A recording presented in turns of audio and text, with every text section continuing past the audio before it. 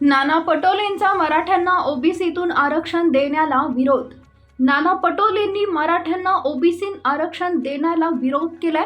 त्यामुळे काँग्रेसचे दाखवायचे आणि खायचे दात वेगळे आहेत हे महाराष्ट्राला कळलं असेलच. लोकसभा निवडणुकीत खोटं बोलून मत मिळवली आणि आता हे मराठे आणि ओबीसी अशा दोन्ही समाजांची दिशाभूल करत आहेत. मराठा समाजाला ओबीसी मधून आरक्षण हवे की नको हे महाविकास आघाडीवाल्यांनी एकदा जाहीर करावेच. नाना पटोले म्हणतात की कुणबी प्रमाणपत्र मराठा समाजाला देऊ नका. मग यांनी ही भूमिका लोकसभा निवडणुकीत का घेतली नाही? मराठा समाजाचे मतदान लोकसभेत घेतले आणि आता त्यांची दिशाभूल केली जाते. विजय वडेट्टीवार ओबीसी मंत्री असताना महाराष्ट्रात स्थानिक स्वराज्य संस्थेतील ओबीसी समाजाचे आरक्षण गेले.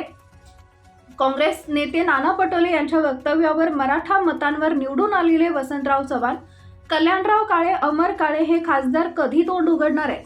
आता कुठं गेले तुमचे नेते असा सवाल उपस्थित होतोय. बंटी पाटील, विश्वजित कदम, तुम्ही स्वतःला मराठी नेते म्हणताना इतर सगळ्या प्रश्नांवर बोलायला जमतंय.